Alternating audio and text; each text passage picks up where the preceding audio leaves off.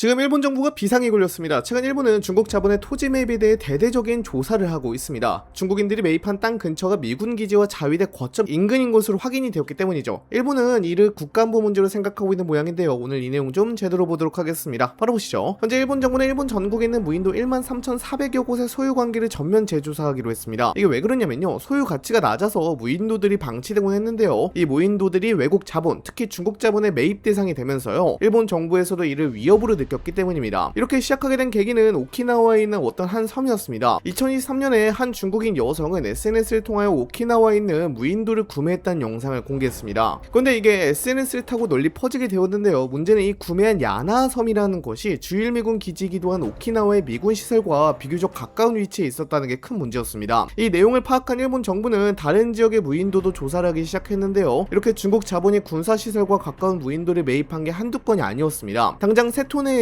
가사사 섬 역시 중국 자본이 토지를 취득하고 개발을 추진하고 있었는데요, 가사사 섬은 무인도는 아니지만 주민수가 매우 적은데 미군 이와쿠니 기지와 해상자위대 구레 기지와 20km와 50km 정도 떨어져 있는 섬이었습니다. 일본 정부는 무인도 같은 경우에는 외부 활동을 파악하기 어려워서 드론을 이용한 군사시설 촬영이나 밀수, 불법 입국을 위한 중간 거점으로 활용될 가능성이 있다고 판단하게 되었고요, 현재 무인도 13,400여 곳에 대한 소유 관계를 전면 재조사하는 판단을 하게 되었습니다. 일본 정부는 우선 안보상 중요 지역을 중심으로 조사에 나설 계획입니다. 국경 도서가 많은 오가사와라 제도와 미군 자위대 시설이 밀집한 오키나와, 외국 자본의 토지 매입 논란이 제기된 세토네 등이 우선 조사 대상이죠. 근데 문제는 중국이 일본에만 부동산을 구매하는 게 아니라는 게 가장 큰 문제였습니다. 미국과 한국에서도 이러한 모습이 포착되었는데요, 먼저 미국 농무부가 밝히길 2023년에 미국 내 중국계 기업의 농지 소유가 여의도 전체 면적의 약 130배에 이르는 1122제곱킬로미터라고 밝혔습니다. 각각 미국 농지는 텍사스 약 500제곱킬로미터, 노스캐롤라이나 179제곱킬로미터, 미주리 173제곱킬로미터, 유타 133제곱킬로미터, 플로리다 51제곱킬로미터 등 5개 주의 전체 93%가 몰려있다고 합니다. 그런데 이 지역 모두 안보적으로 요충지로 분류되고 있다는 것입니다. 당장 텍사스의 경우에는 오픈 AI와 테슬라 등 빅테크 기업들이 대규모로 투자하고 사업을 벌이고 있는 곳이기도 하고요, 실제로 미국 내에서도 이런 지역의 중국계 토지 소유가 늘어나면 산업 스파이, 공급망 교란, 전략기술 유출 등의 우려가 커진다는 지적도 있는 상황입니다. 노스캐롤라이나에는 미군 특수작전 및 전략수송의 핵심 기지가 자리 잡고 있고, 미주리주는 세인트루이스를 중심으로 한 군사 항공 생산 거점이죠. 이게 호들갑 떤다고 생각할 수도 있는데요, 미국 내 중국 소유 농지는 군사기지와 반경 160km 이내에 30곳이 있고요, 이 중 14곳은 군사기지가 있는 카운티에 위치한다고 미국 농무부가 밝히기도 했습니다. 심지어 19개의 미군기지 인근에서는 중국 자본이 소유한 농장이 가까이 있다고 뉴욕포스트가 보도하기도 했는데요, 농장과 미군기지 간의 거리가 겨우 수킬로미터에서 수십 킬로미터밖에 안 떨어진 곳들이 다수 있었습니다. 이 중에는 합동특수작전사령부, 18공수사단, 82공수사단이 주둔한 노스캐롤라이나주 포트 리버티 기지가 있기도 했고요, 캘리포니아주 샌디에고에 있는 캠프 펜들턴은 미 해병 제1원정군 사령부와 해병 제1사단 주둔지가 위치한 곳이죠. 또 플로리다주 템파 맥딜 공군기지는 중동을 담당하는 미 중부사령부, 특수전을 총괄하는 특수작전사령부 등이 있는 곳이기도 합니다. 이렇게 중국 자본이 소유한 농장은 미군 부대들과 엄청 가까워서요, 레이더나 적외선 장비, 드론, 도감청 장비 등을 이용하면 손쉽게 미군 부대를 감시할 수 있다는 게 군사 전문가들의 판단이기도 합니다. 당장 농장에 앉아서 수송기 이착륙 빈도수만 확인해도 부대의 동향을 쉽게 파악할 수 있다는 겁니다. 한국 같은 경우도 예외가 아닌데요, 이태원이나 합동참모본부, 주한 미군 대사관 예정지 등 핵심 안보시설에서 1km에서 1.5km밖에 안 떨어진 11개 필지를 중국 정부가 299억 원에 매입한 사실이 확인되었습니다. 심지어 제주 해군기지와 평택 미군기지 등에서도 중국인 소유 토지가 꾸준히 늘고 있죠. 군사시설 주변 외국인 소유 토지는 정보 유출과 감시, 심지어 전시 상황에서는 군사적 활용 가능성까지 다양한 안보 리스크를 동반하고 있는데, 중국 정부에서는 외교 공간 용지 확보, 임대 수익, 단순 투자 등을 이유로 매입했다고 말하고 있습니다. 물론 이런 소식이 전해지자마자 미국의 텍사스주나 플로리다주 등 수십 개 주의 주의회가 중국 기업의 이런 토지 매입을 제한하는 법률을 입법했거나 입법을 검토하였고, 트럼프 대통령이 2025년에 국가안보대책회의를 개최하면 중국의 농지 매입 금지를 공식화하면서 중국의 이러한 계획은 실패로 돌아가는 모습이긴 한데요, 그런데도 중국의 이러한 움직임을 마냥 안심하고 바라보기 어려운 이유가 있습니다. 바로 중국 국가정보법 때문입니다. 중국은 국가정보법을 통해 모든 조직과 시민이 국가의 정보활동에 협조하고 지원해야 한다고 규정하고 있습니다. 또한 중국 정보기관은 국가안보와 정보 수집 업무를 수행하는 과정에서 필요한 자료와 기술 지원을 요구할 수 있는 권한도 가지고 있습니다. 문제는 이러한 법률이 중국 본토 안에서만 의미를 갖는 것이 아니라는 점입니다. 국제사회에서는 해외에 진출한 중국계 기업이나 중국 국적자가 중국 정부의 정보 수집 활동에 협조해야 하는 상황이 발생할 수 있다는 우려를 꾸준히 제기해왔습니다. 물론 모든 중국 기업이나 중국인이 정보 활동에 관여한다고 볼 수는 없습니다. 하지만 법률상 협조 의무가 존재한다는 사실 자체가 미국과 일본 등 여러 국가가 경계하는 핵심 이유로 꼽히고 있습니다. 실제로 미국과 일본이 군사시설 인근 토지 매입 문제에 민감하게 반응하는 배경에도 이러한 인식이 자리하고 있습니다. 외형상으로는 민간 기업의 투자나 부동산 거래처럼 보일 수 있지만 안보 당국은 더욱 넓은 관점에서 상황을 바라보고 있습니다.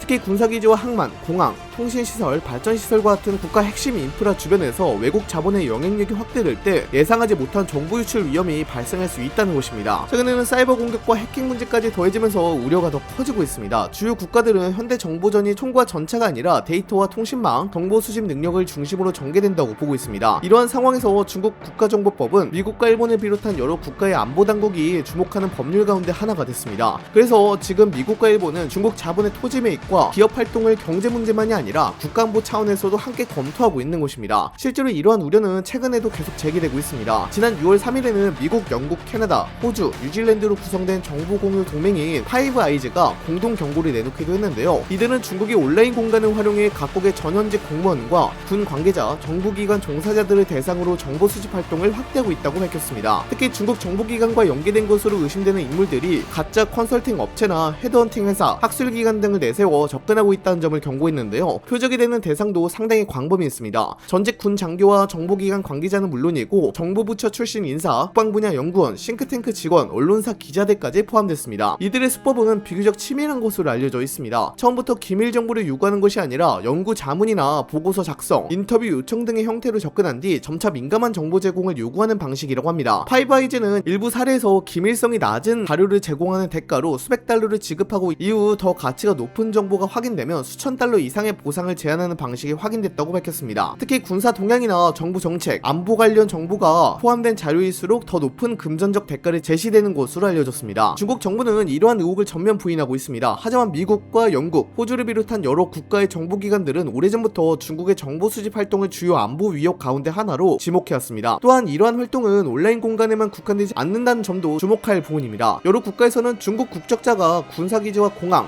항만, 정부청사, 통신시설 등 국가 중요 시설을 촬영하다 적발된 사례가 반복적으로 보고됐습니다. 일부 국가는 드론을 이용한 촬영 시도까지 확인했다고 밝혔습니다. 물론 개별 사건마다 목적과 배경은 서로 다를 수 있습니다. 하지만 각국 안보 당국은 이러한 사례들이 반복적으로 발생하고 있다는 점에 주목하고 있습니다. 그래서 미국과 일본을 비롯한 여러 국가는 중국 자본의 토지 매입 문제뿐 아니라 정보 수집 활동과 국가 중요 시설 접근 문제까지 함께 검토하며 대응 수위를 높이고 있습니다. 다만 중국 측은 이러한 주장에 강하게 반발하고 있습니다. 중국 정부는 해외 토지 매입과 부동산 투자, 기업 활동이 국제시장에서 이루어지는 정상적인 경제활동이라고 주장하고 있는데요. 특정 국가의 투자만을 안보 위협으로 규정하는 것은 정치적 해석이라는 입장입니다. 또한 중국 기업들이 해외에서 진행하는 투자 사업은 현지 경제 발전과 일자리 창출에 이바지하고 있으며 관련 국가의 세수 확대와 지역 개발에도 도움을 주고 있다고 강조하고 있습니다. 실제로 중국 정부는 미국과 일본이 제기하는 안보 우려에 대해 명확한 증거 없이 중국을 의심하고 있다고 비판하고 있습니다. 특히 중국 외교부는 해외에 진출한 중국 기업과 투자자들의 합법적인 권익이 침해되어서는 안 된다고 여러 차례 밝혀왔습니다. 또한 중국 기업들이 국제법과 현지 법률을 준수하며 사업을 진행하고 있다고 주장하고 있는데요. 일부 국가들이 국가안보를 이유로 중국 자본을 제한하는 것은 경제 문제를 정치 문제로 확대하는 행위라는 견해도 내놓고 있습니다. 이 때문에 현재 미국과 일본, 중국의 입장은 크게 엇갈리고 있습니다.